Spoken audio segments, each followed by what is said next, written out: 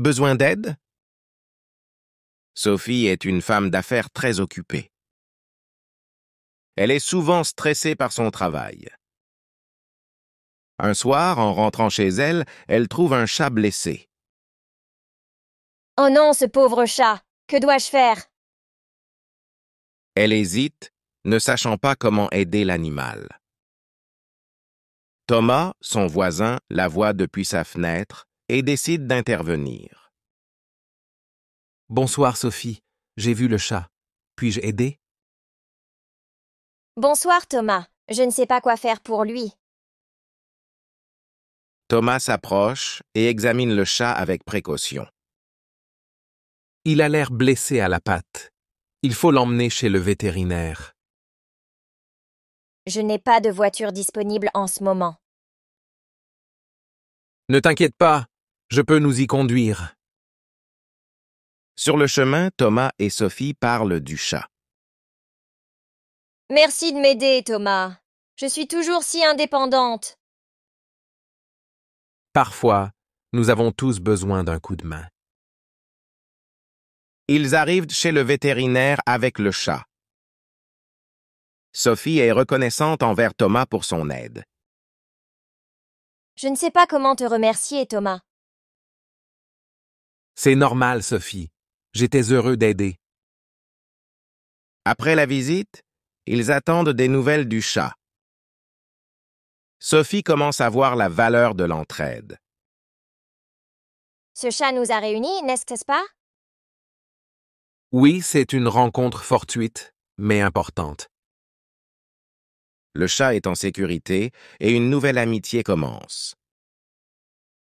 Peut-être que le destin nous a fait rencontrer pour une raison.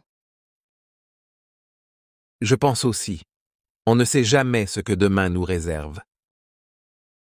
Sophie et Thomas se séparent pour la nuit. Sophie repense à la journée et sourit. Elle a appris qu'il est bon d'accepter de l'aide parfois. Peut-être que j'ai besoin d'autres personnes plus que je ne le pensais. Sophie est très occupée par son travail. Mais elle doit aussi s'occuper de Pixel, le chat qu'elle a recueilli. Thomas, son voisin, remarque qu'elle est débordée. Sophie, je peux m'occuper de Pixel quand tu n'es pas là. Vraiment, Thomas? Ce serait une grande aide. Bien sûr, il ne faut pas hésiter à demander de l'aide. Tu as raison. Je commence à comprendre ça. Sophie accepte l'aide de Thomas pour Pixel. Au travail, Sophie décide de déléguer certaines tâches. Elle parle à ses collègues et leur demande de l'aider. Marc, peux-tu prendre en charge cette réunion? Bien sûr, Sophie, pas de problème. Pixel se rétablit lentement de sa blessure. Thomas et Sophie passent de plus en temps ensemble grâce à Pixel. Pixel a l'air de beaucoup mieux aller. Oui, et c'est aussi grâce à toi. Ils discutent de l'importance de l'entraide et de la confiance. Avant, je pensais devoir tout faire seul. On est plus forts ensemble, tu sais. Oui, je commence à le voir.